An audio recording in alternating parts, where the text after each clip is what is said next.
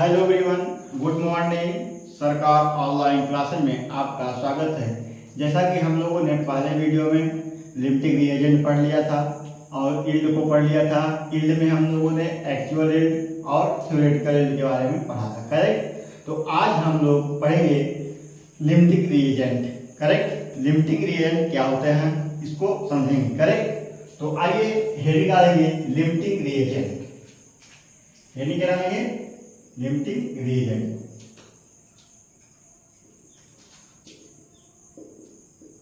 Limiting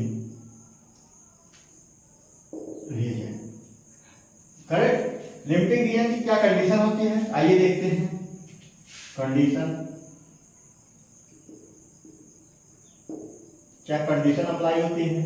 when quantity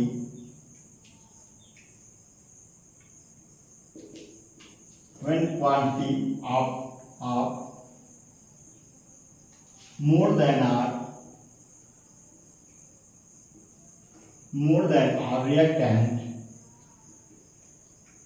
more than or reactant is given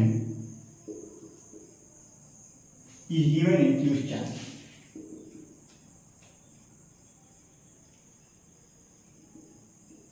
क्या कह रहा है कंडीशन? क्या कह रही है कि when quantity of more than or reactant is given in question, correct. मतलब more than or reactant quantity, correct। when quantity of more than or reactant is given in question। तो आइए देखते हैं फर्स्ट कंडीशन क्या है। First it है reactant which can be completely consumed during the reaction। First condition में क्या लिखा? Reactant which can B completely consumed during the reaction, correct, correct. फिर देखते हैं, फिर लिखेंगे after the reaction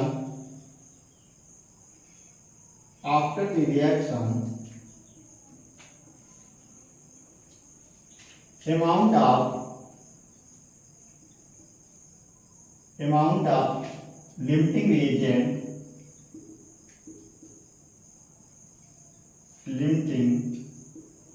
reagent present in container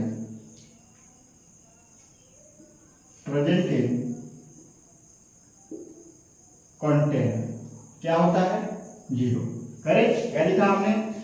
after the reaction amount of limiting reagent present in container equal zero होता है, करेक्ट। आइए फिर लिखेंगे, फिर क्या लिखेंगे हम लोग? Limiting reagent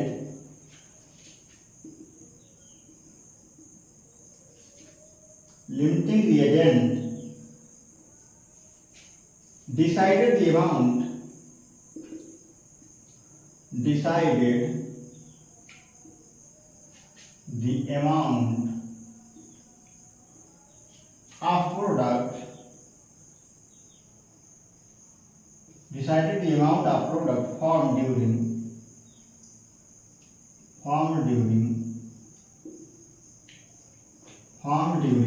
the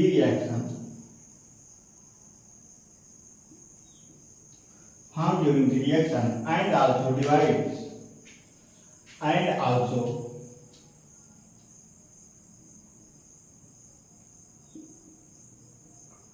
also divides the amount of exchange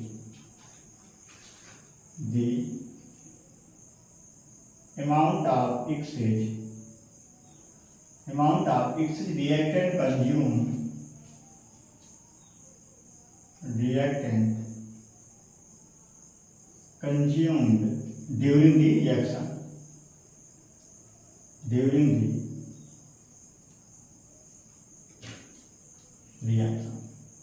correct. हम लोगों ने लिमिटिंग रीजन में क्या कंडीशन पढ़े हैं? When quantity of more than are reactant is given in question, क्या क्या कंडीशन है, reactant which can be completely consumed during the reaction, मतलब कंप्लीटली कंज्यूम्ड हो जाए, और after the reaction amount of limiting reagent present in container मतलब equal 0 हो। Limiting reagent decided the amount of product, limiting किस पे decide होता है, अमाउंट ऑफ प्रोडक्ट के ऊपर, form during the reaction and also decided the amount of excess reactant consumed during the reaction. Correct. तो limiting reagent समझ में आया। आइए आगे बढ़ते हैं। एक्सेस रिएजेंट मतलब लिमिटिंग रीजन के बारे में पढ़े हम लोग, अब एक्सेस रिएजेंट के बारे में पढ़ेंगे। करेक्ट। इसको साफ करेंगे, आगे हेडिंग डालेंगे हम लोग एक्सेस रिएजेंट। आइए देखें एक्सेस रिएजेंट क्या है।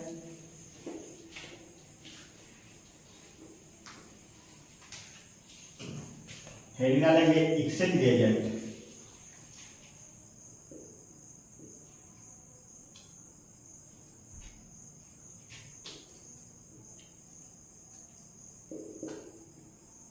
एक्सेस रिएजेंट, एक्सेस रिएजेंट क्या है, reactant which is not completely consumed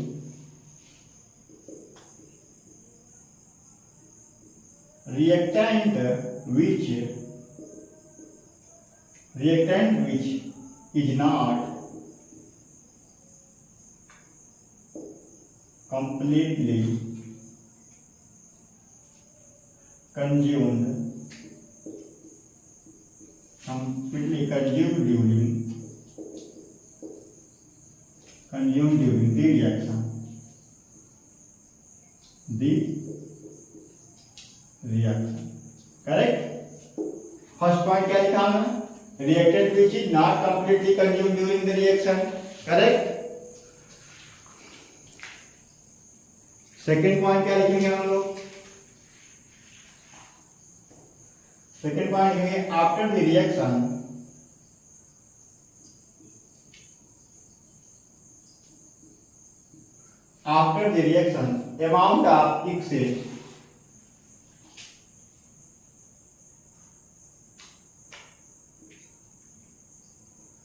amount of excess reactant in the container,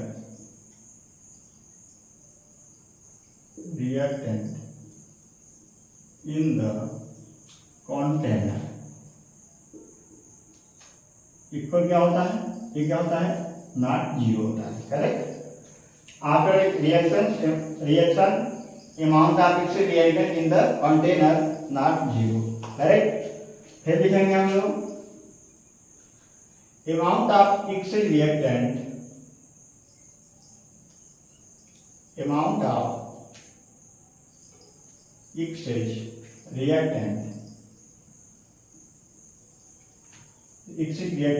या और amount of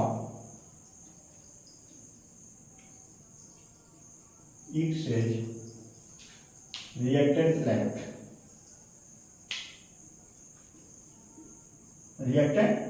left, मतलब बचा हुआ, या अमाउंट ऑफ एक्सेस रिएक्टेंट या amount of excess left reactant left. Correct.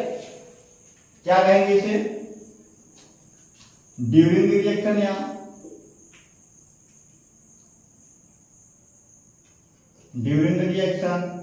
या depend on limiting agent.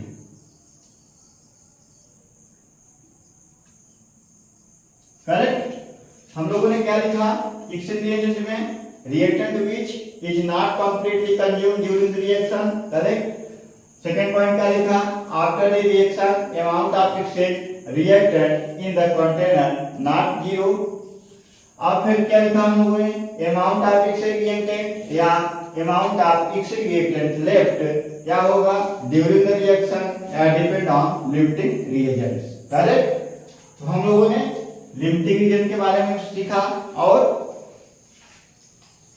Excel reagent के बारे में सीखा। करेक्ट। तो आइए इसको देखते हैं क्वेश्चन के बेस पे कैसे क्वेश्चन आते हैं। करेक्ट। क्वेश्चन देखते हैं।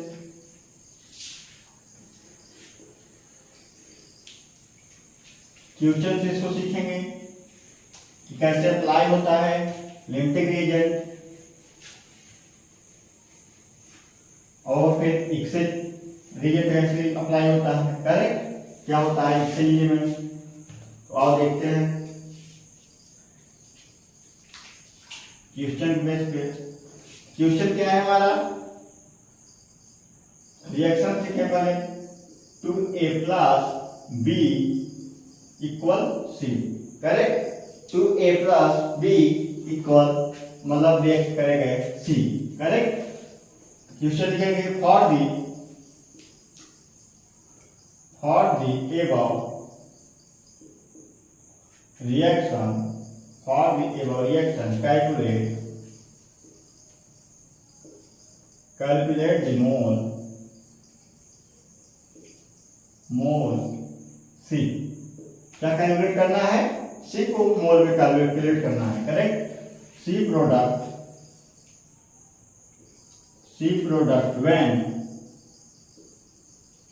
when 20 moles of A is reacted, A is reacted। ये हमारा क्या है, क्वेश्चन है, नीट में आया हुआ क्वेश्चन है। क्या कर रहा है, for the above reaction calculate the mole C product when 20 moles of A is reacted। Correct. तो आइए देखते हैं रिएक्शन क्या है, 2a प्लस b प्रोडक्ट क्या है c। करेक्ट। हमें क्या गिवन है क्वेश्चन, आंसर क्वेश्चन में 20 मोल ऑफ a। करेक्ट। ध्यान रखेंगे 20 मोल ऑफ a। करेक्ट। हमें निकालना क्या है, c प्रोडक्ट, किसमें, मोल में निकालना है। करेक्ट। इसको निकालना है। तो ए कितने मोल दिया गया है, 2 मोल है, और सी क्या है, 1 मोल है। तो हम कैसे निकालेंगे, प्रोडक्ट सी इक्वल क्या होगा, 20 इंटू 1 अपान क्या होगा 2, 10 मोल ऑफ सी। करेक्ट। हमारा आंसर क्या आया, 10 mole of C product simple in stoichiometric. Correct. तो आइए दूसरा क्वेश्चन देखते हैं। अब अप्लाई करेंगे लिमिटिंग रिएजेंट। करेक्ट। और क्वेश्चन देखते हैं, हमारा कॉन्सेप्ट क्वेश्चन से ही क्लियर होगा। इस प्रकार हम लोग क्वेश्चन कर लेंगे। करेक्ट। तो और एक क्वेश्चन और देखते हैं, क्या है क्वेश्चन। क्वेश्चन दिया गया है समीकरण 2a प्लस b प्रोडक्ट क्या होगा c। If 10 moles of A and 10 moles of B, 10 moles of B is reacted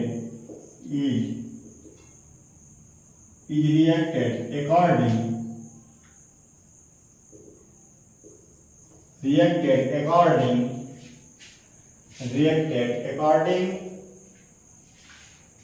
to given reaction,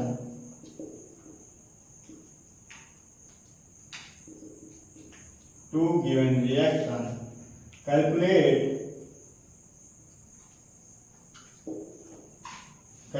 the moles of C product। Correct. क्या कहा क्वेश्चन हमारा कहते रहे कि हमें 10 मोल्स ऑफ A दिया गया है, 10 मोल्स ऑफ B दिया गया है, रिएक्ट करके टू गिवन रिएक्शन कैलकुलेट क्या करना है हमें, 10 moles of C product. Correct. हम लोग लिखेंगे रिएक्शन पहले 2a plus b product c। Correct. हमारा क्या दिया गया है 10 मोल और b क्या दिया है 10 मोल। कैलकुलेट करना है हमें c कितना आएगा। करेक्ट। तो आओ देखते हैं, लिखेंगे हम लोग। ये किसमें दिया गया है क्वेश्चन में दिया गया है ये। तो लिखेंगे for complete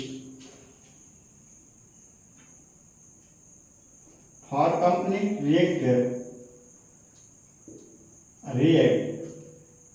10 mole of A, 10 mole of A, mole of B, mole of B required क्या कर रही है for complete react 10 mole of A, mole of B required क्या होगा 10 इंटू 1/2। करेक्ट। क्या होगा 5 मोल ऑफ ए होगा। करेक्ट। और देखेंगे आगे, अब फिर देखेंगे for complete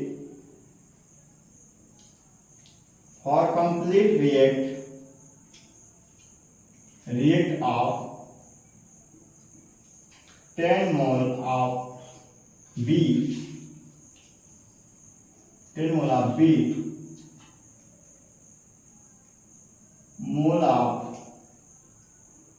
mole of A required.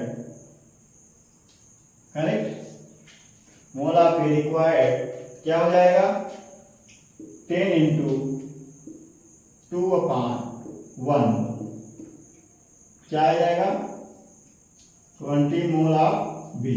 Correct. तो हमारा लिमिटिंग रीजन क्या होगा जो इसमें सीधे सीधे रिएक्ट हो जाएगा। तो 5 हमारा A क्या होगा 2A मोल हमारा सीधे सीधे रिएक्ट हो जाएगा C मोल में।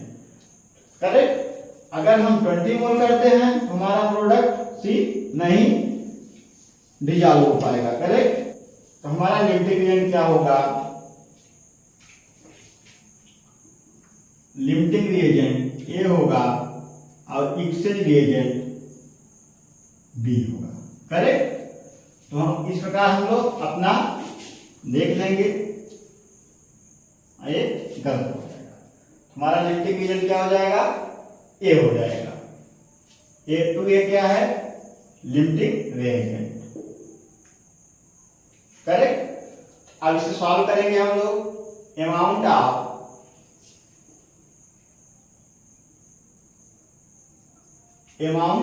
B unreacted, amount of B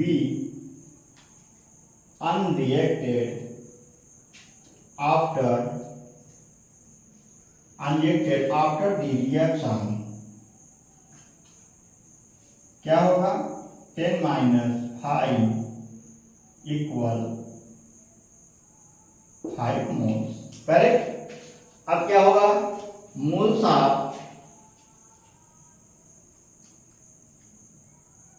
C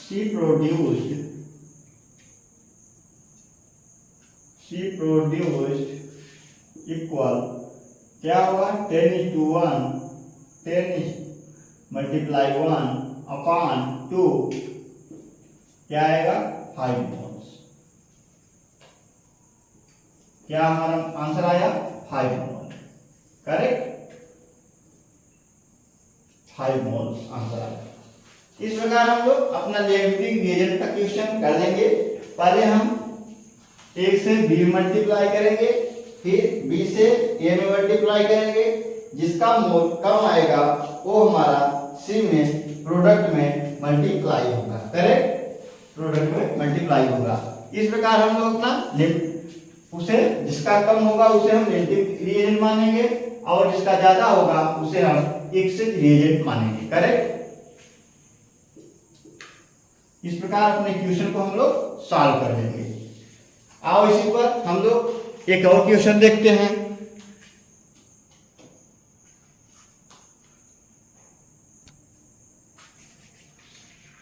एक और क्वेश्चन देखेंगे।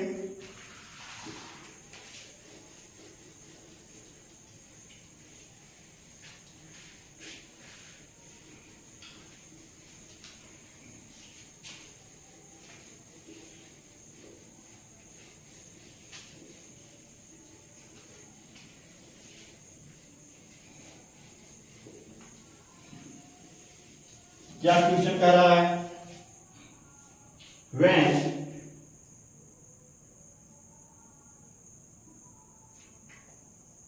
when 5 mole nitrogen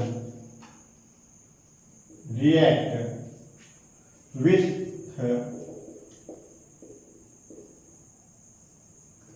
10 moles hydrogen, क्या लिखे हम क्वेश्चन में? when 5 moles nitrogen react with 10 moles hydrogen in Haber process,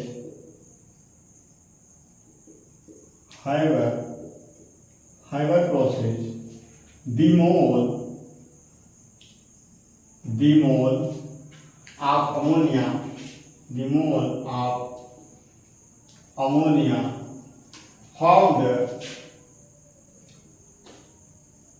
ammonia formed will be correct. क्या कर रहा है question? when 5 mole nitrogen react with 10 mole of hydrogen, समीकरण बनाएंगे पहले हम लोग। 5 मोल नाइट्रोजन 5 मोल प्लस 10 मोल क्या है? हाइड्रोजन है। रिएक्ट करके क्या बना रहा है? Formed ammonia. ये नहीं करेक्ट। इसको बैलेंस करेंगे, कैसे बैलेंस करेंगे? नाइट्रोजन 2 है, 2 से मल्टीप्लाई कर देंगे तो हाइड्रोजन कितना हुआ? 6 हुआ। यहाँ पे क्या है? 2 है, तो यहाँ पे क्या कर देंगे हम लोग? 3 से मल्टीप्लाई कर देंगे, हमारा समीकरण क्या होगा? बैलेंस हो जाएगा। करेक्ट। क्या पूछ रहा है? फॉर्म मोल्स विल अमोनिया, इसमें पूछ रहा है मोल्स में। कैसे निकालेंगे हम लोग? आइए देखते हैं। पहले हम लोग लिमिटिंग रीजन देखेंगे। लिमिटिंग रीजन कौन होगा? इसका नाइट्रोजन कितना है? 1 मोल है, हाइड्रोजन क्या है? 3 मोल है, और अमोनिया क्या है? 2 मोल है। करेक्ट। तो आइए देखते हैं पहले।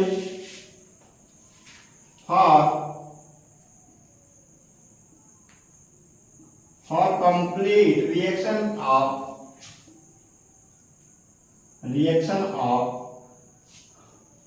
5 moles of nitrogen, 5 mole of nitrogen, moles of hydrogen required, क्या रिक्वायर कर रहा है? तो क्या होगा? 5 को मल्टीप्लाई 3 में करेंगे अपॉन 1 मोल क्या हो जाएगा? 50 मोल आ जाएगा। करेक्ट। फिर हम लोग करेंगे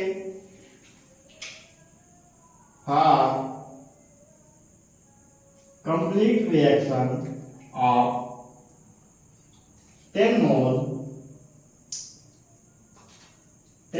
of hydrogen, correct, mole of nitrogen required. Correct. क्या होगा? फिर का मल्टीप्लाई 1 अपॉन क्या होगा? 3 हो जाएगा। क्या आया? 10/3, 3 का 9, 3 मोल्स, 3.3 मोल्स। करेक्ट। कितना आया? 3.3 मोल्स। हमारा लिमिटिंग रीजन क्या होगा? जो ई कम होगा हमारा कंप्लीट प्रोडक्ट देगा। करेक्ट। कंज्यूम्ड हो जाएगा। तो लिमिटिंग रीजन क्या होगा हमारा? लिमिटिंग रीजन क्या होगा? हाइड्रोजन होगा। और एक्सेप्ट रीजन क्या होगा हमारा? नाइट्रोजन होगा। करेक्ट। हमारा लिमिटिंग एजेंट हाइड्रोजन क्या होगा? कंप्लीटली कंज्यूम्ड हो जाएगा। करेक्ट। और एक्सचेंज एजेंट क्या होगा? कंप्लीटली कंज्यूम नहीं होगा, नॉट कंप्लीटली कंज्यूम। करेक्ट। तो हम आंसर निकाल लेंगे अपना। आंसर क्या निकालेंगे? Moles of ammonia product, moles of ammonia produced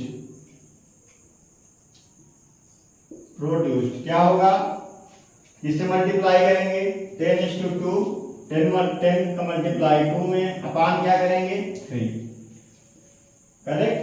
क्या होगा 20/3, तो 18 फिर क्या होगा 26.6,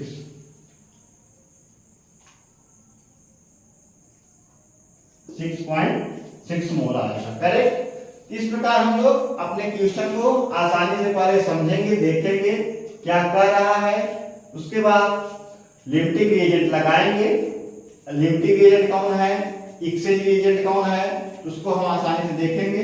फिर जो हमारा लिमिटिंग रिएजेंट होगा उससे मल्टीप्लाई कर देंगे प्रोडक्ट में, तो हमारा जितना क्या पूछ रहा होगा, मोल में पूछ रहा होगा मोल में, या मास में पूछ रहा होगा मास में, मल्टीप्लाई करने पर हमारा आंसर आ जाएगा, करेक्ट। तो आओ देखते हैं एक और क्वेश्चन देखते हैं इसी पे, जिससे कि हमें कोई परेशानी ना हो, करेक्ट। हमारा कॉन्सेप्ट क्लियर हमारे माइंड में सेट हो जाए, इसीलिए हम एक एक कॉन्सेप्ट का 3 से 4 क्वेश्चन कराते हैं, करेक्ट।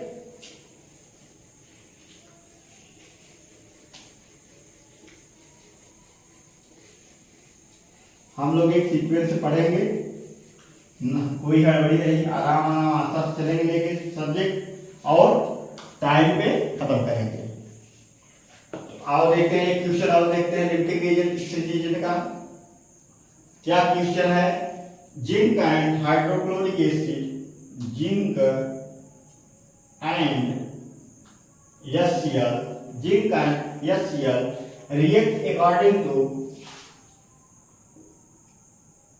react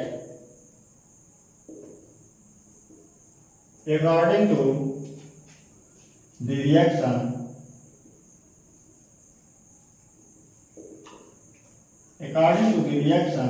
क्या है reaction, zinc plus HCl, correct.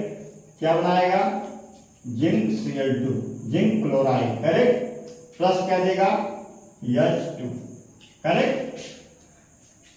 इसको बैलेंस किया है, बैलेंस क्या किया है समीकरण में, हमें क्या दिया है क्लोरीन 2 है, यहाँ क्लोरीन से 2 मल्टीप्लाई कर देंगे, करेक्ट। फिर क्या करेंगे, हमारा बैलेंस समीकरण हो गया, हाइड्रोजन 2 है तो हाइड्रोजन 2 है, जिंक 1 है, जिंक 1 है, क्लोरीन 2 है, क्लोरीन 2 है, तो हमारा रिएक्शन क्या है बैलेंस है। तो क्या अब बोला क्वेश्चन में, इफ 0.13 मोल्स, क्वेश्चन नीट में आया हुआ क्वेश्चन है, 0.13 moles of zinc are added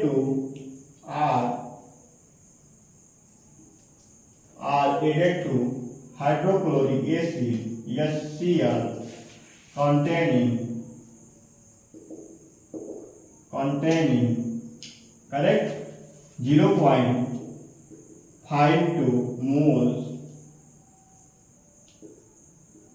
HCl containing HCl, how many moles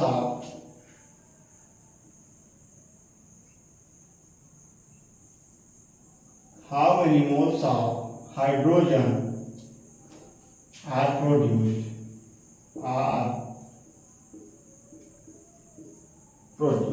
correct. क्या है क्वेश्चन, क्या कर रहा है, zinc and hydrogen chloride react according to the reaction में हमने लिखा क्या, जिंक प्लस HCl से रिएक्ट कराया, क्या बना हमारा प्रोडक्ट, क्या मिला zinc chloride plus hydrogen, correct.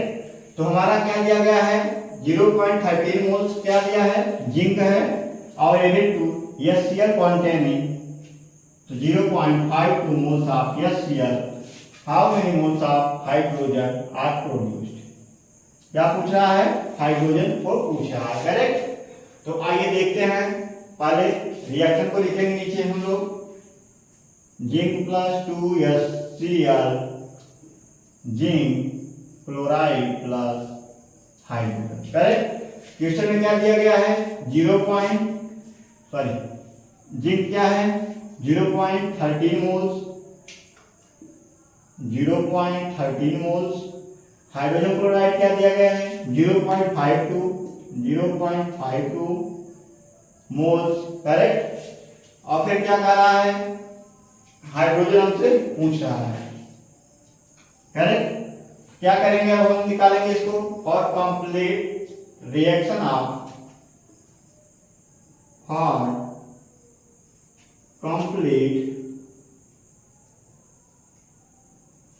complete reaction of 0.13 moles of zinc moles of HCl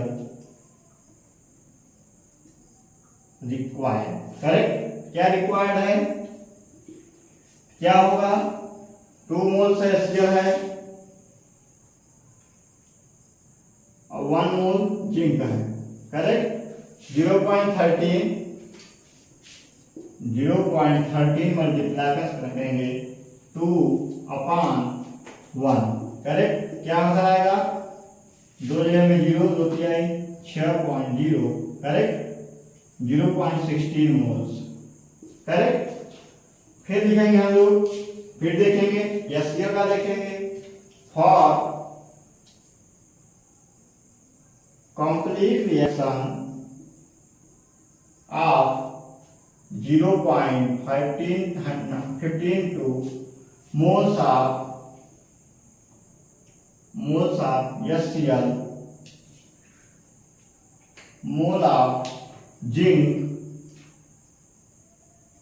required, correct. क्या होगा 0.52 का मल्टीप्लीकेशन क्या करेंगे 1/2, करेक्ट। क्या आंसर आएगा हमारा 0.52/2 इक्वल क्या हो जाएगा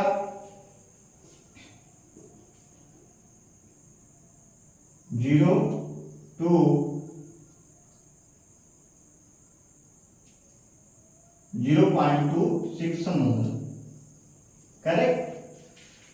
तो हमारा HCl का क्या आया 0.26, जिंक का क्या आया 0.16 मोल्स, करेक्ट। तो हम लोग हमारा इलेक्ट्रिक क्या होगा, जो सबसे कम होगा वही हमारा कंप्लीटली कंज्यूम्ड होगा, करेक्ट। हमारा HCl क्या होगा, कंप्लीटली कंज्यूम्ड होगा। तो क्या करेंगे, लिमिटिंग रिएजेंट हमारा क्या होगा HCl होगा, और एक्सेल रिएजेंट क्या होगा हमारा जिंक होगा, करेक्ट। लिमिटिंग रिएजेंट क्या होगा हमारा HCl होगा, और जिंक हमारा क्या होगा not for completely consume for container, correct. तो आइए देखेंगे हम इसका हल करेंगे इसको। हाइड्रोजन आर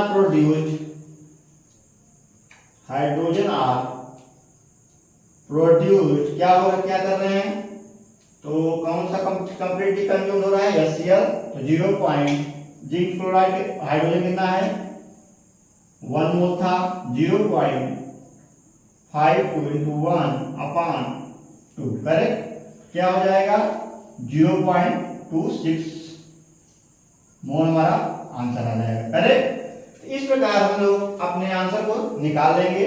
लिमिटिंग रिएजेंट कौन है, एक्सेल रिएजेंट कौन है, आसानी से हम पता कर लेंगे मल्टीप्लिकेशन करके, फिर आंसर को निकाल लेंगे, करेक्ट।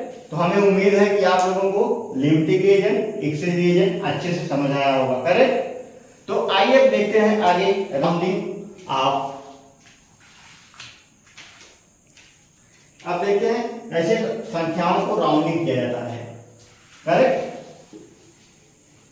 हम लोगों ने सीक्वेंस से लिमिटिंग रिएजेंट एक्सेल रिएजेंट को पढ़ा, करेक्ट। उसकी एग्जांपल भी की, क्वेश्चन भी की, और किस प्रकार से नीट क्वेश्चन आया भी है उसको भी देखें। अब आगे देखेंगे हम लोग राउंडिंग। आओ देखते हैं राउंडिंग क्या है।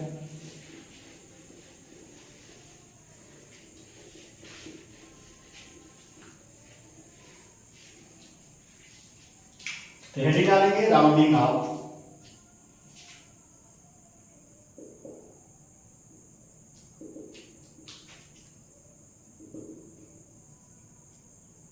Rounding off, correct. तो राउंडिंग ऑफ में केस फर्स्ट देखेंगे हम लोग। केस फर्स्ट क्या कहता है? केस फर्स्ट क्या कहता है? प्रीसेंडिंग डिजिट में देखेंगे पहले।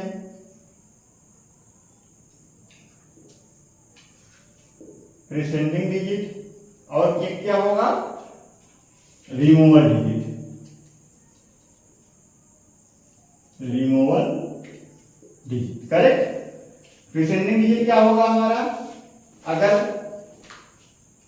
ऐड फर्स्ट होगा, ऐड कब होगा? फर्स्ट। ऐड वन क्या हो? कब ऐड वन होगा? जब हमारा मोर देन 5 होगा, करेक्ट। और क्या होगा? केस सेकंड में क्या होगा?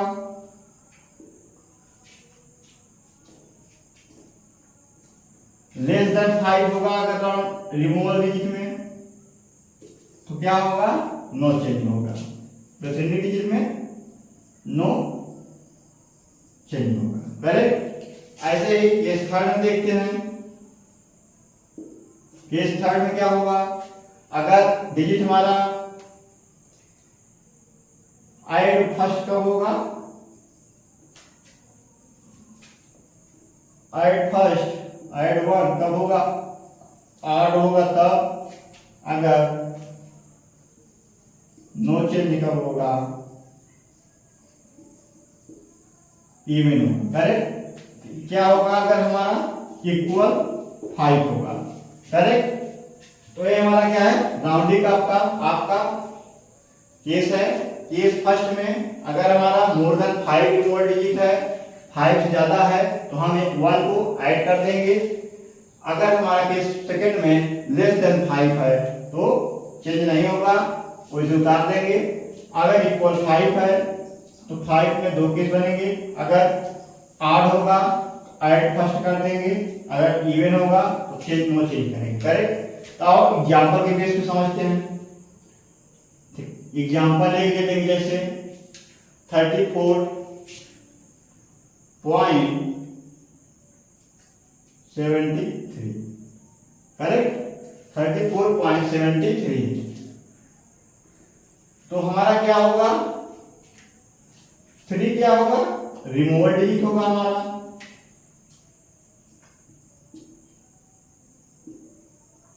और 7 क्या होगा हमारा? प्रीसेंडिंग डिजिट होगा। प्रीसेंडिंग डिजिट,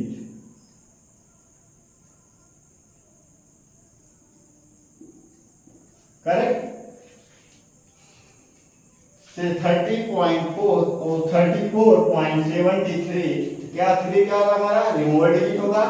7 क्या होगा हमारा? प्रीसेंडिंग डिजिट होगा, करेक्ट। हमारा 3 क्या है? 5 से कम है, करेक्ट। क्या होगा? नो चेंज होगा। तो आंसर हमारा क्या आएगा? 34.7 आंसर, करेक्ट। इस प्रकार हम लोग आंसर को लिखेंगे। ऐसे एग्जाम्पल और देखते हैं। एग्जाम्पल अगर हो 34.78 हो, 34.78 हो तो क्या होगा? हमारा रिमूवल डिजिट क्या है? मोर देन 5 है, तो क्या होगा? ऐड 1 हो जाएगा। आंसर क्या आएगा हमारा? 34.7 में A1 ऐड हो जाएगा, क्या हो जाएगा? 8 हो जाएगा, करेक्ट। इसी प्रकार एक एग्जांपल और लेके देखते हैं। अगर हमारे एग्जांपल में 34.75 हो, तब क्या होगा? हमारा 5 है, इक्वल 5 है। 5 में प्रीसेंडिंग डिजिट क्या है? प्रीसेंडिंग डिजिट क्या है? इवन ऑड है, करेक्ट। प्रीसेंडिंग डिजिट क्या है हमारी? ऑड है।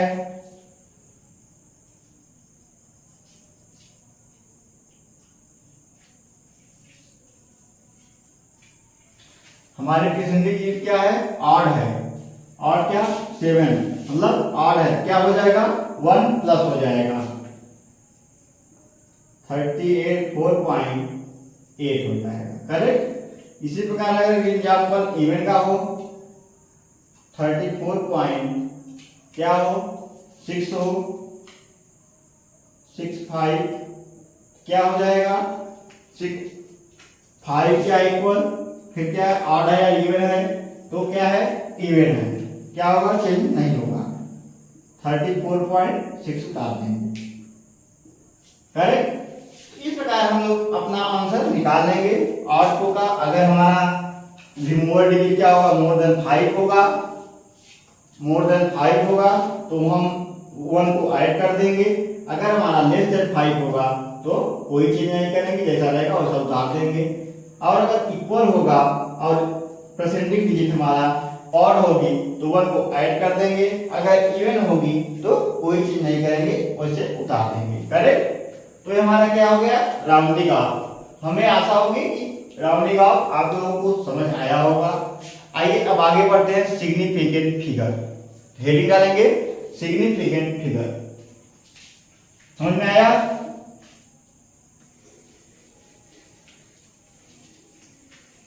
आगे हम लोग पढ़ेंगे अब सिग्निफिकेंट फिगर। सिग्निफिकेंट फिगर क्या होता है।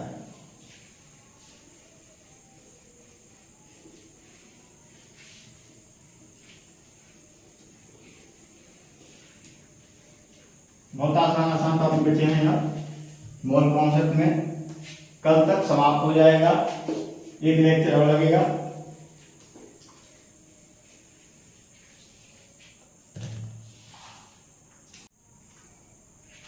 आइए हेडिंग डालेंगे significant figure.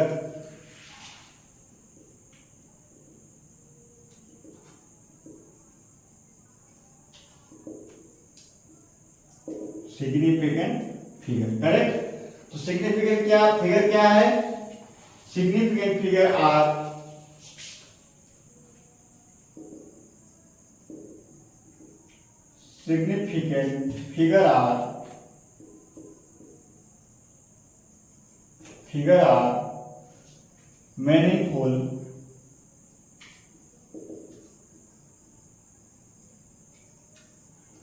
meaningful digits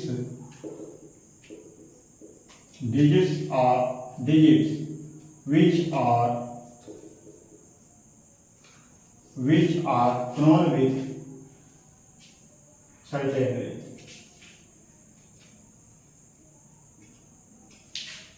with certainty. Correct. आइए देखेंगे rules for determining the number of significant figures. तो रूल्स देखेंगे क्या रूल है करेक्ट। तो रूल फर्स्ट देखते हैं आओ। तो रूल फर्स्ट में क्या है ऑल नॉन जीरो डिजिट्स लिखेंगे हम all non zero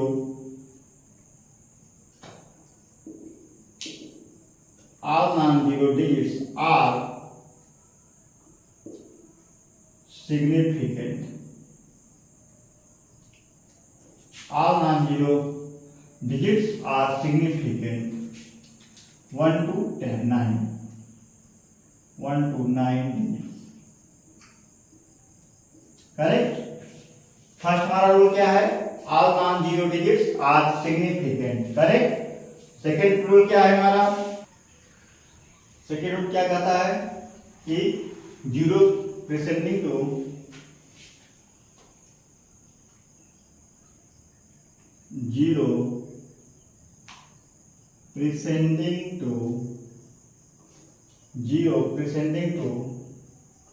first non zero digits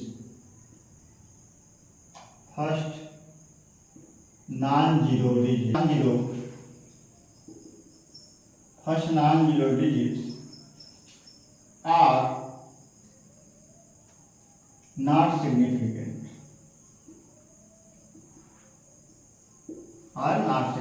correct. अब एग्जाम्पल की वजह से देखते हैं। एग्जाम्पल क्या होगा हमारा अगर 0.00234 करेक्ट क्या होगा हमारा सिग्निफिकेंट फिगर 3 होगा। क्या कह रहा है first non zero digits are not significant मतलब जो जीरो डिजिट है फर्स्ट क्या होंगे, सिग्निफिकेंट नहीं होंगे, not significant figure. Correct. Third rule क्या कहेगा, लिखेंगे हम लोग। थर्ड रूल क्या कह रहा है, zero between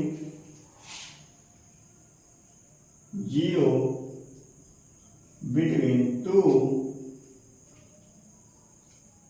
non zero digits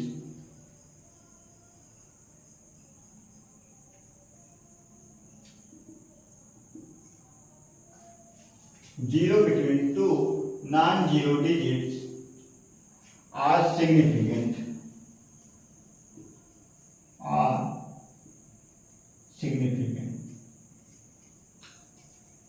correct. क्या कह रहा है, जीरो किसके बीच में, दो नॉन डिजिट्स के बीच में, नॉन जीरो डिजिट्स के बीच में रहेगा तो सिग्निफिकेंट होगा। करेक्ट। इसे एग्जांपल में हम लोग देखें, 0.003034 क्या होगा सिग्निफिकेंट, इसमें 4 होगा। दो नॉन जीरो डिजिट्स के बीच में भी जीरो हो तो उसे हम सिग्निफिकेंट मानेंगे। करेक्ट। फोर्थ रूल क्या है, zero at the and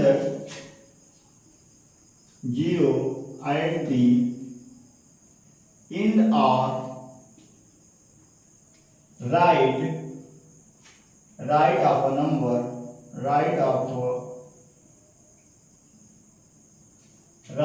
a number are significant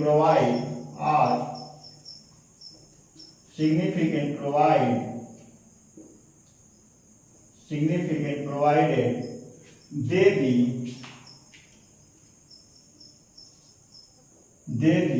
right side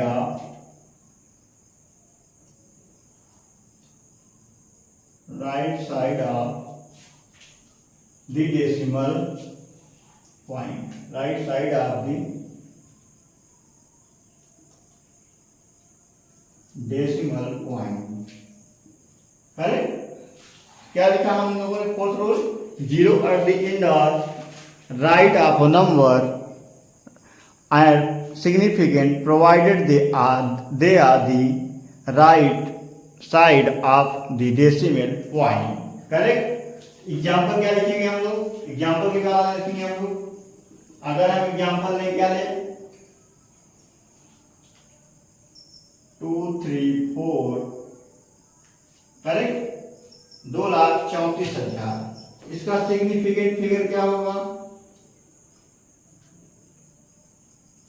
6 होगा। क्या होगा, 6 होगा। करेक्ट। एग्जाम्पल और लेते हैं, क्या ले एग्जाम्पल, 234.00 क्या होगा सिग्निफिकेंट इसका,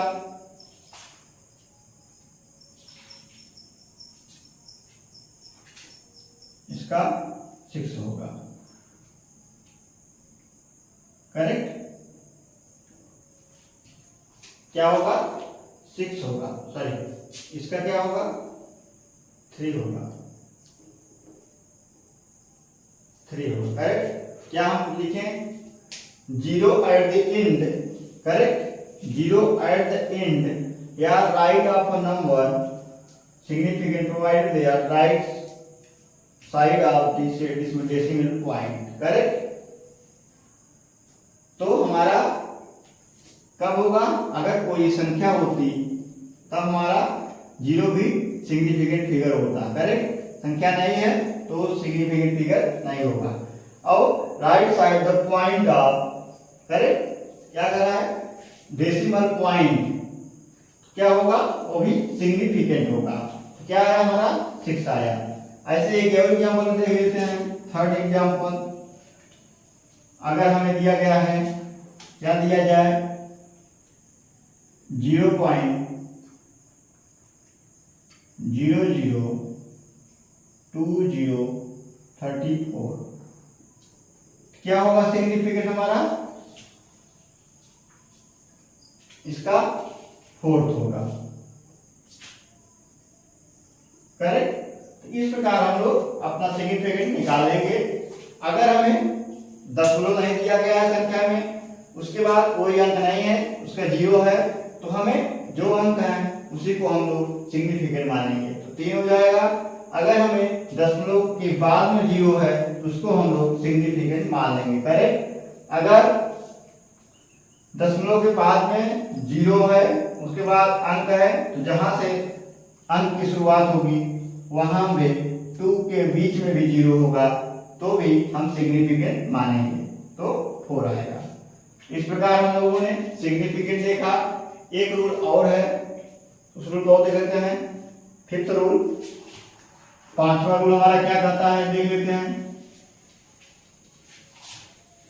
ऊपर देखते हैं 5वां रूल लिखते हैं। 5वां रूल कह रहा है containing the number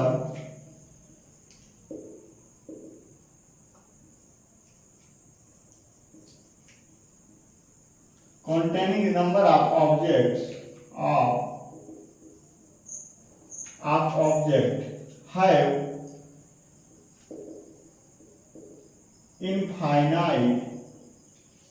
infinite significant figure are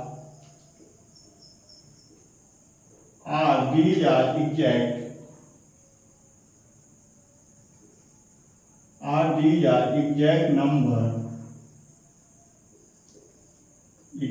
numbers and can be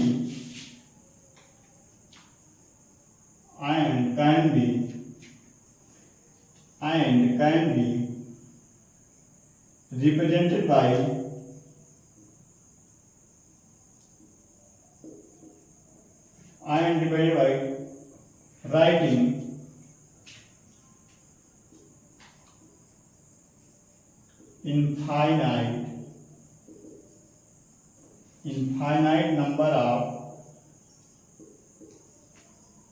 infinite number of zero after placing a decimal.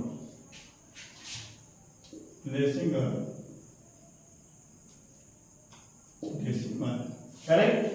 5वां नंबर क्या कह रहा है रूल, 5th रूल, तो containing the number of objects have infinite significance are exact number can be represented by writing infinite number of zero after placing a decimal. Correct. क्या कह रहा है infinite number of zero after placing a decimal, correct. तो आइए देखते हैं example के base पे एग्जाम्पल देंगे। अगर हमें 12 दिया है तो क्या होगा सिग्निफिकेंट 2 होगा। अगर 12.0 है क्या होगा सिग्निफिकेंट हमारा 3 होगा। अगर 12.00 है क्या होगा 4 हो जाएगा। अगर 12.000 क्या होगा 5 हो जाएगा। अगर 12.000 क्या होगा 6 होगा। मतलब infinite number of zero placing decimal तो क्या होगा ये सिग्निफिकेंट फिगर होगा, करेक्ट। तो हमारा ये 5 रूल है सिग्निफिकेंट रूल का जो कि मोस्ट इंपॉर्टेंट है। फर्स्ट रूल क्या कहता है all non zero digits are significant, correct. दूसरा सेकंड रूल क्या है zero placing to first non digits zero digits are not significant. मतलब कि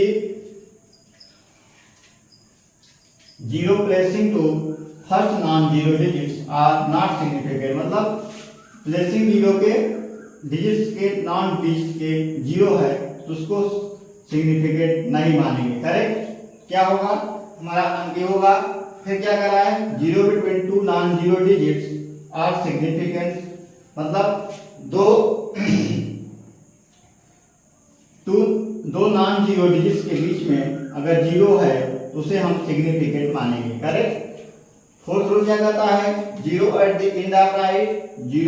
एंड ऑफ या right of a number of significant provided the right side of decimal point, correct. Example के द्वारा देखिए क्या हुआ। हमने अगर राइट साइड में है तो उसे 3 मानेंगे, पॉइंट में है तो उसे पूरा मानेंगे, 6 हो जाएगा। और नंबर के राइट साइड में 0 तो दशमलव लगा है, फिर 2 के बीच में है, 2 नॉन जीरो डिस्प्लेस में 0 है तो उसे भी हम सिग्निफिकेंट मानेंगे। करेक्ट। फिर क्या कह रहा है कि पांचवा rule containing the number of objects have infinite significant figure are these are exact number and can be represented by writing infinite number of zero after placing in a decimal। क्या बोला? infinite number of zero after placing a decimal, मतलब decimal के बाद infinite zero आते हैं तो क्या होंगे? सिग्निफिकेंट फिगर होगा। करेक्ट। तो हम लोगों ने 12 को लिखा, 12 में 2 होगा, 12.0 लिखा 3 होगा। अगर हम दशमलव के बाद 2 जीरो हुआ तो उसको भी काउंट करेंगे, 3 हुआ उसको भी काउंट करेंगे, और 4 हुआ उसको भी काउंट करेंगे। करेक्ट। तो इस प्रकार हम लोगों ने सिग्निफिकेंट को एक एक रूल से हम लोगों ने पढ़ लिया। अब हम आगे पढ़ेंगे addition and subtraction of significant figure. Correct.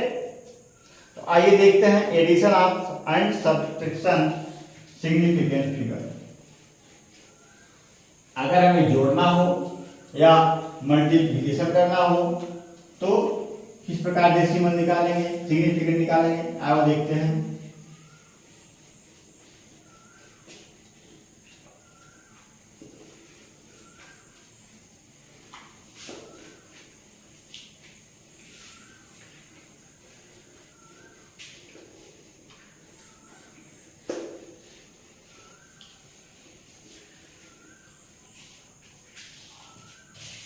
Heading डालेंगे हम लोग एडिशन एंड सब्ट्रैक्शन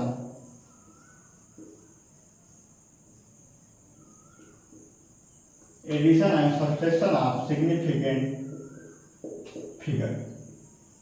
करेक्ट। हम लोगों ने क्या है निकाला? एडिशन या and subtraction of significant figure. तो आइए लिखते हैं क्या कहेगा इंट्रोडक्शन इसका। इन एडिशन और subtraction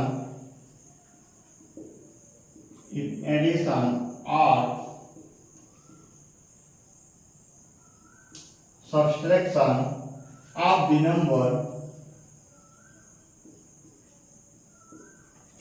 the number having different precise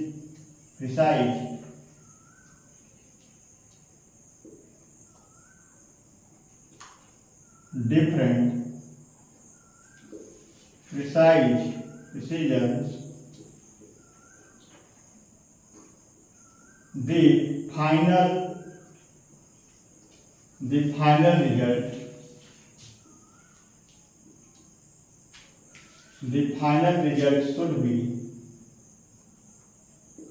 the final result should be repeated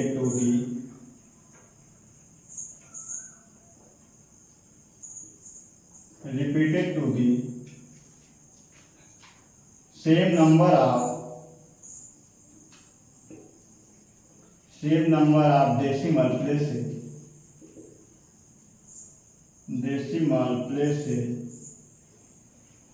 as in the term having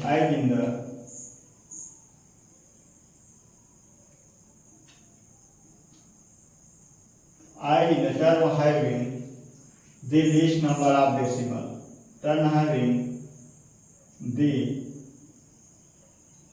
least number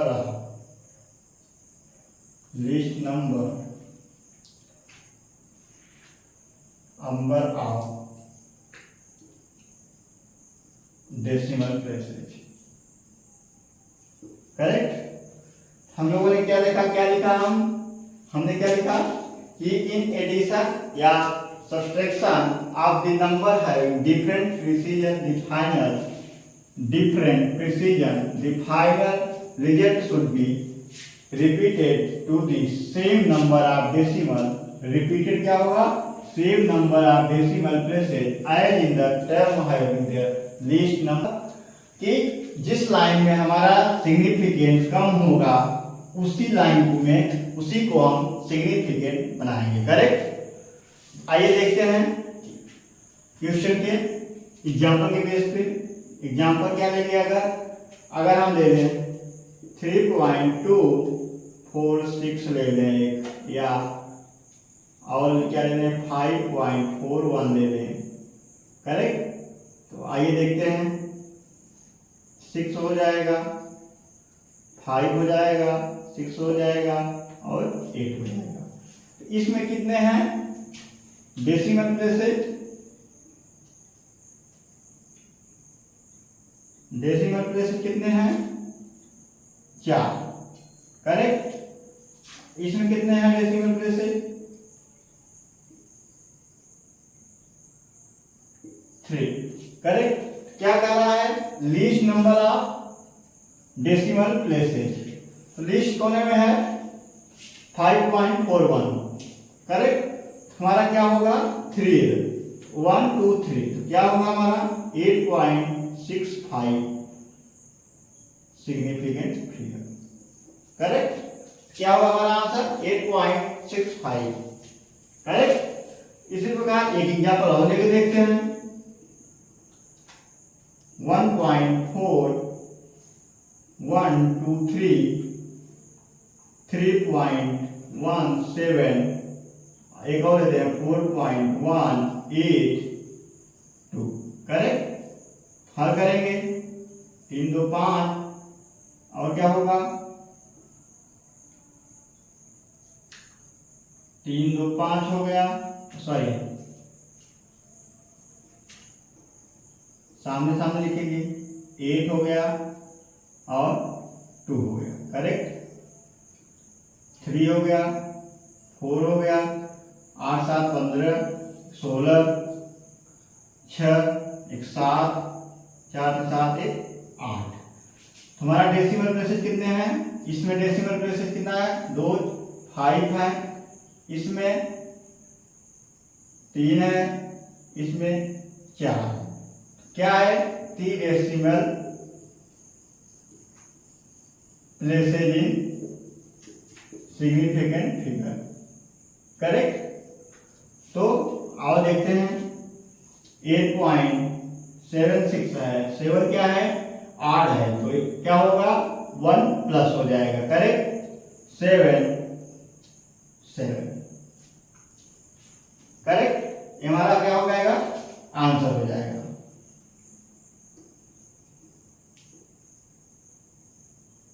sorry 7 6 होगा सिग्निफिकेंट फिगर। इस प्रकार हमारा क्या करना है? एडिशन या मल्टीप्लिकेशन करेंगे तो क्या होगा कि सबसे लीस्ट डेसिमल प्लेस कौन सा होगा, उसी के हिसाब से हम लोग सिग्निफिकेंट को चॉइस करेंगे। करेक्ट।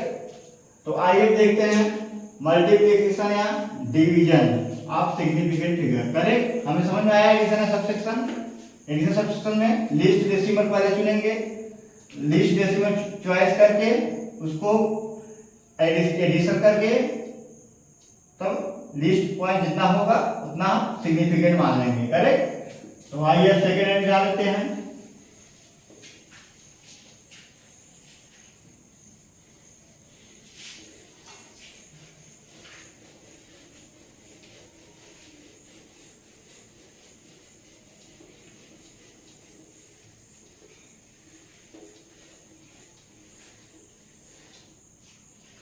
क्या देखेंगे? हेडिंग डालेंगे multiplication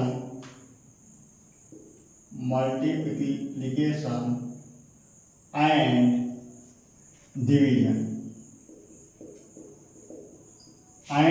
division of significant figure. Correct. इसमें क्या कह रहा है? इन the multiplication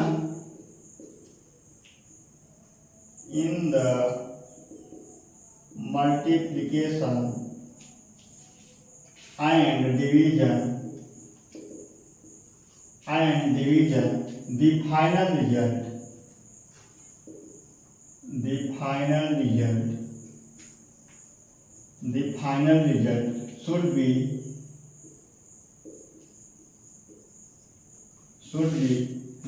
reported up to the same number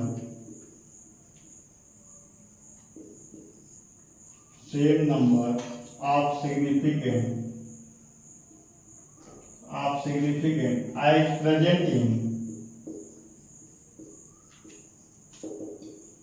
presenting least precise number.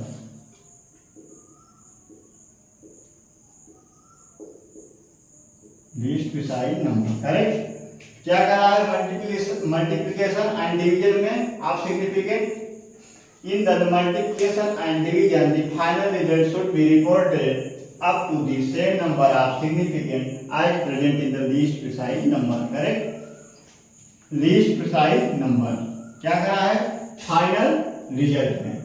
Correct. आइए देखते हैं एग्जांपल के केस पे।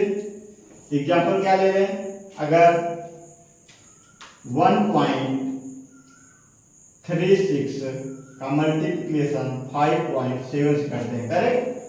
5.7 से करेंगे तो क्या होगा, लीस्ट काउंट कितना है 3 है और 2 है। करेक्ट। डेसिमल प्लेस कितना है, लीस्ट प्रिसाइज नंबर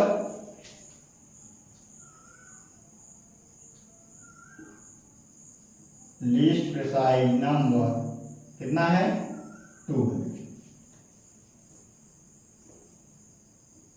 करेक्ट। तो आइए देखते हैं सिग्निफिकेंट फिगर।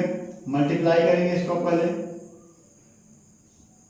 7 42, 7 3 21, 21 4 25, 7 1 7, 7 2 9, 5 6 30, 5 3 15, 15 3 18, 5 1 5, 1 6, 2 5 9 17, 6 1 7।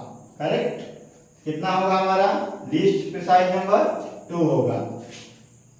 3 डेसिमल क्या सिग्निफिकेंट फिगर होगा हमारा 7.8 सिग्निफिकेंट फिगर।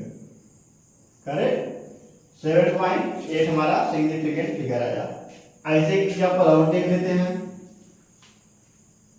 8.314 का मल्टीप्लिकेशन कितना करेंगे 6.26।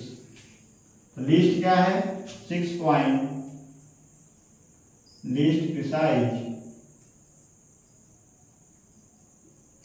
नंबर क्या है 3 है। आइए मल्टीप्लिकेशन करेंगे 96 24 6 का 6 2 8 36 18 6 48 1 49 हो जाएगा। 2 4 8 2 1 का 2 2 3 6 2 8 16 हो जाएगा। उसके बाद 6 का मल्टीप्लिकेशन 4 में करेंगे 4 8 8 9 4। करेक्ट। 4 8 19 16 8 6 14 1 15 9 6 15 15 8 23 1 24 हो जाएगा।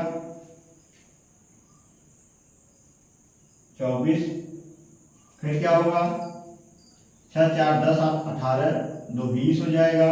9 1 10 2 12 4 1 5। करेक्ट। हमारा लीस्ट प्रिसाइज नंबर कितना है 3 है। पहले दशमलव लगा लेंगे 3 2 5 1 2 3 4 5। हमारा दशमलव कहाँ लगेगा 5।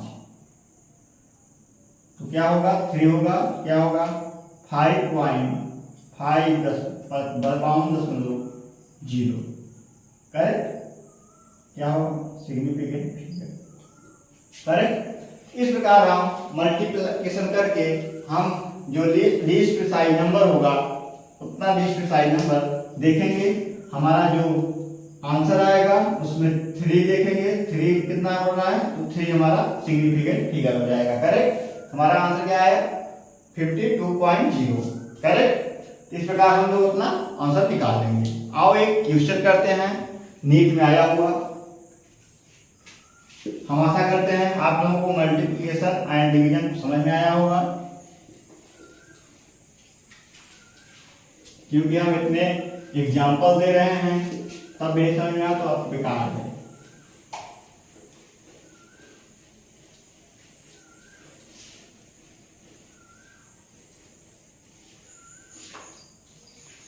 और एग्जाम्पल देखते हैं, नीट में आया हुआ एग्जाम्पल है, the density of the solution,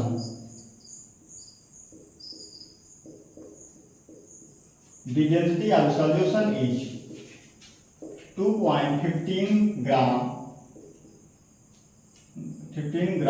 ml inverse, correct? Then mass of 2.5 ml solution incorrect significantly, solution incorrect significant figure is correct। क्या कह रहा है?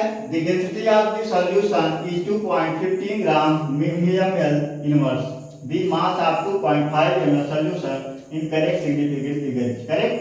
एक चीज हमें पता रहे, डेंसिटी की यूनिट क्या होती है? ग्राम मिलीलीटर इनवर्स होता है, करेक्ट? एक चीज ध्यान रखना हमेशा, अगर हमें मान ना दिया हो, अगर डेंसिटी ना पता हो, तो मान दिया है ग्राम या ml इनवर्स में, हम समझ जाएंगे कि हमारी ये क्या दिया गया है? डेंसिटी। क्वेश्चन करने का यही तरीका होता है, यूनिट, हमें यूनिट आनी चाहिए।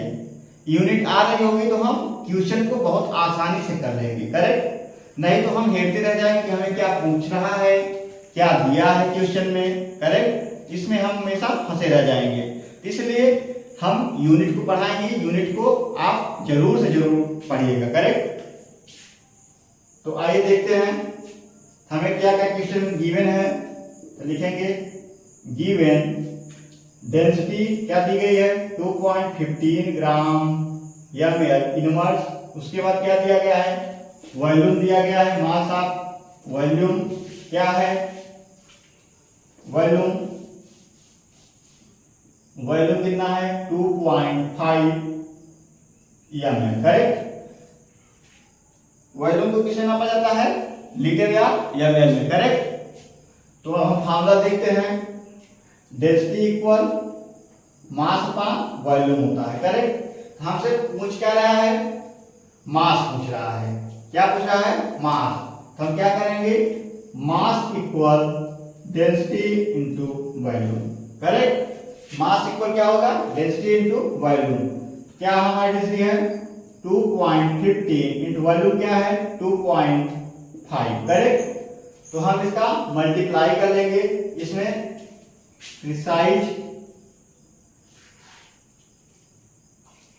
लीस्ट प्रिसाइज नंबर कितना है? 2 है। इसमें लीस्ट प्रिसाइज नंबर क्या है? 3 है, करेक्ट? तो हम इसको क्या मानेंगे? Significant least precise number.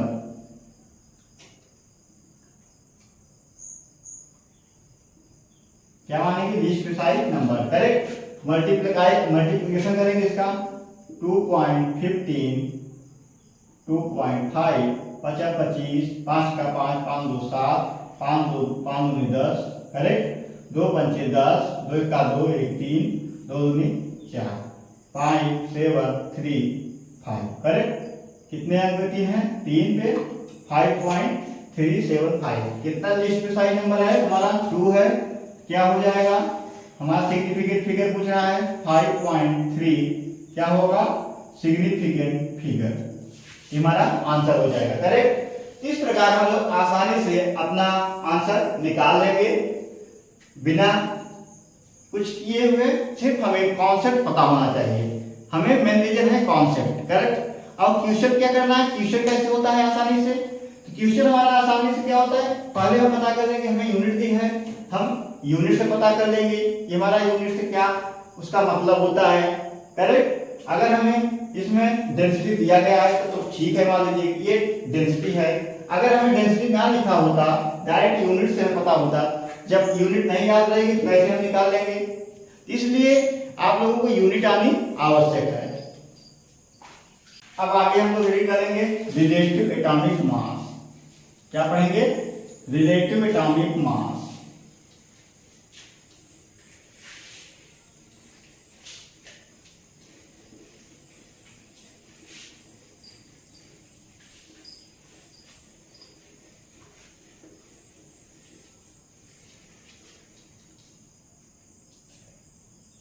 आइए देखते हैं।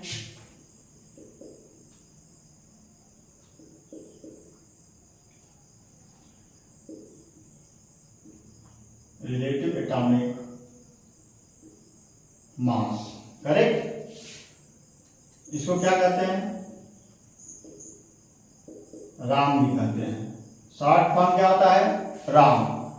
किसको कहते हैं? रिलेटिव एटॉमिक मास। तो आओ देखते हैं, लिखिए किसका formula. Relative atomic mass of any element क्या होगा? Equal mass of one atom of that element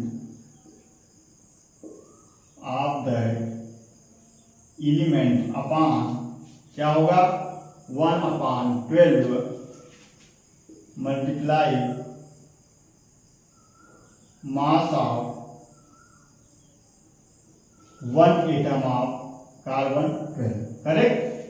क्या हमारा फार्मूला आया? Relative atomic mass of any element equal mass of one atom of that element upon 1/12 into mass of one atom carbon 12, correct. तो आइए देखते हैं इसको कैसे लिखा जाता है। मास of one atom of element equal mass number, correct. क्या लिखेंगे? Mass number. कैसे? इसकी यूनिट क्या होगी? mu होगी। और फिर या तो क्या लिखेंगे? मास नंबर, या कहेंगे मास ऑफ प्रोटॉन, करेक्ट। कैसे क्या कहेंगे इसको? Mass of atom of one element क्या कहेंगे? मास नंबर mu लिखेंगे, या mass number mass of proton लिखेंगे, करेक्ट। आइए देखते हैं relative atomic mass equal mass number, mass of one element, mass number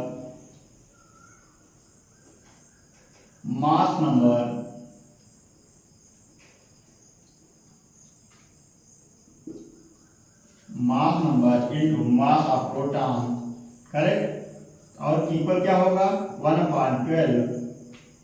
1/12 mass of one atom of carbon 12, correct. Multiply 12 हो जाएगा into mass of proton, correct. क्या cancel होगा?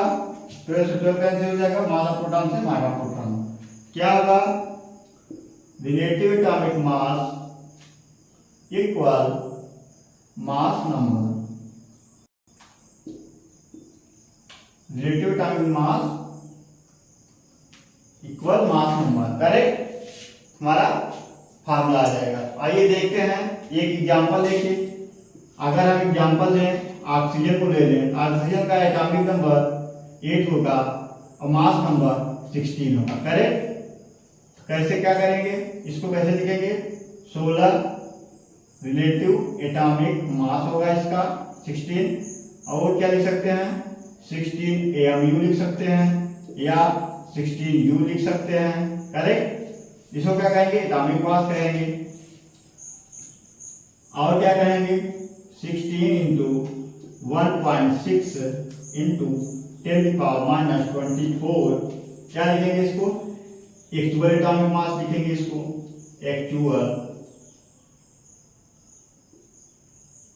Actual atomic mass कहेंगे इसको। और क्या लिख सकते हैं, 16 ग्राम लिख सकते हैं। करेक्ट। इसको क्या कहेंगे, मोलर एटॉमिक मास कहेंगे, मोलर एटॉमिक मास। करेक्ट। या इसे ग्राम एटॉमिक मास भी कहेंगे, ग्राम एटॉमिक मास।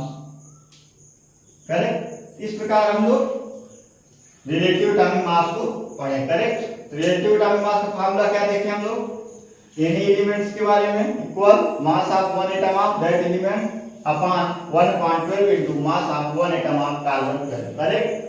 अगर हम मास of one atom of elements का इक्वल क्या होता है, मास नंबर mu या mass number mass of proton. तो वहां relative atomic mass equal mass of number into mass of proton upon 1.12 into mass of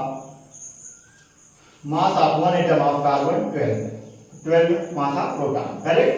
cancel हो गए, राम आया, relative atomic mass equal mass number. Correct.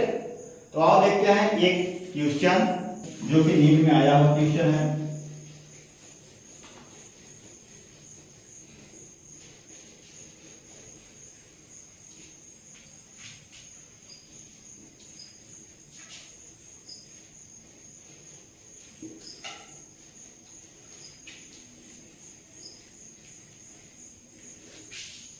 NEET में आया हुआ question देखते हैं, क्या क्वेश्चन लिखते हैं। क्वेश्चन क्या है, if relative atomic mass, if relative atomic mass is defined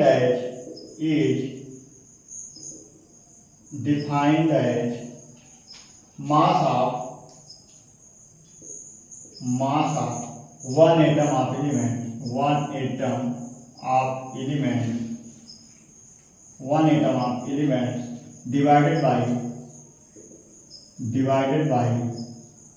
divided by 1/24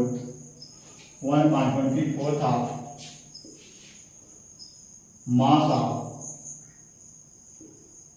mass of one atom carbon 12, what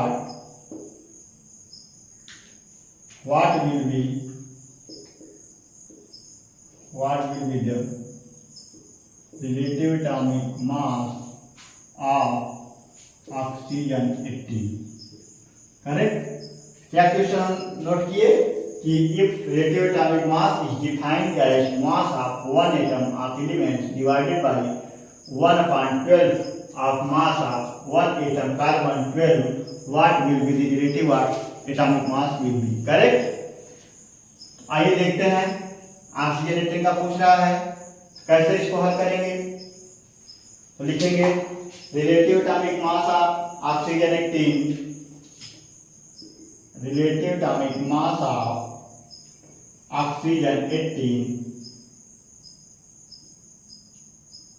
equal क्या होगा, मास of one elements of oxygen 18, mass of one atom of oxygen 18 upon 1/24, correct, into mass of one atom of carbon 12। Correct. हम लोगों ने क्या note किया, relative atomic mass oxygen 18 equal mass of one atom of oxygen 18 upon 1/24 into mass of one atom of carbon 12। Correct. और इसको हल करते हैं, क्या होगा, 16 ऑक्सीजन का क्या होगा, 16 होगा,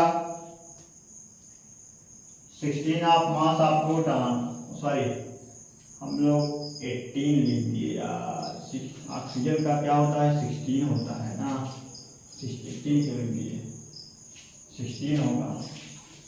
तो 16 into mass of proton, element atom क्या होता है, mass number into mass of proton. Correct. और क्या होगा 1/24 into 12 into mass of proton. Correct. तो काटेंगे हम लोग कैसे, क्या होगा, मास ऑफ प्रोटॉन कैसे 12 से 24 का 2 आ जाएगा, 2 को ऊपर ले जाए क्या हो जाएगा 32। करेक्ट। हमारा क्या आंसर आ जाएगा, relative atomic mass of oxygen 16 32 आएगा आंसर। करेक्ट। इस प्रकार हम बहुत आसानी से, हमें अगर फार्मूला याद है, कॉन्सेप्ट कैसे लगेगा क्लियर है, तो हमें क्वेश्चन करने में बहुत आसानी होगी। करेक्ट। अगर हमें हमारा कॉन्सेप्ट क्लियर नहीं होगा तो हमें क्वेश्चन बहुत कठिनाई होगा करने में। करेक्ट। एक क्वेश्चन और इसे और करते हैं जिससे कि हमें और आसानी हो।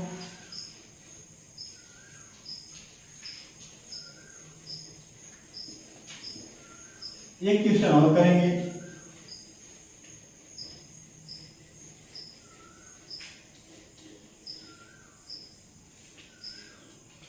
एक क्वेश्चन और लिखेंगे, क्या है,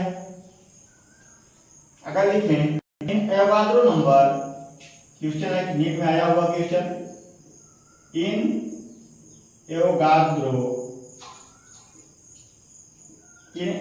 नंबर Na, एवोगाड्रो नंबर को किससे बदल करते हैं, Na से, is change from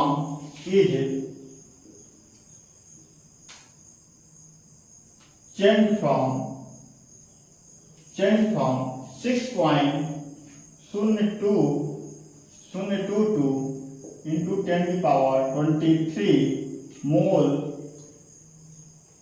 inverse, correct, to 6.22 into 10 to the power 20, correct. क्या चेंज हो रहा है, इन एवोगाड्रो नंबर को कैसे बदल करते हैं, Na से, is change from 6.022 into 10 to the power 23 mole inverse to 6.022 point into 10 to the power 20 mole inverse, correct. फिर क्या कर रहा है, this would change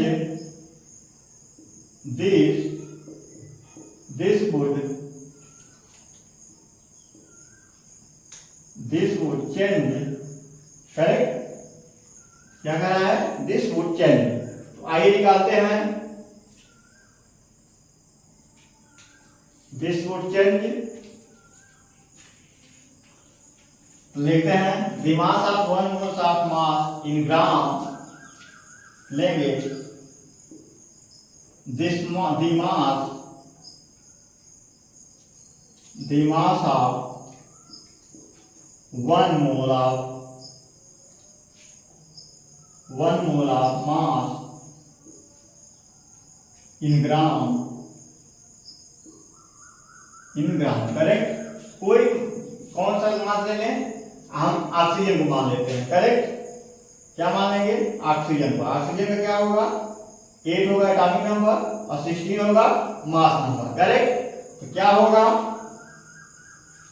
mass of 6.022 into 10 की पावर 23 एटम है 16 ग्राम, करेक्ट। क्या लिखा हमने ऑक्सीजन के बारे में, मास ऑफ 6.022 into 10 की पावर 23 एटम है 16 ग्राम, करेक्ट। फिर क्या करेंगे, अगर हम मास ऑफ 1 एटम है ले, अगर क्या हो जाएगा 16/6.022 into 10 की पावर 23, करेक्ट। अगर फिर हम इसलिए मास ऑफ 6.022 into 10 की पावर 20 एटम इक्वल क्या होगा 16/6.022 into 10 की पावर 23 इज टू क्या होगा 6.222 into 10 की पावर 20, करेक्ट। तो हम लोगों ने क्या किया, मल्टीप्लाई करेंगे, क्या होगा 0.22 से 6.22 कैंसिल हो जाएगा। करेक्ट। क्या बचेगा?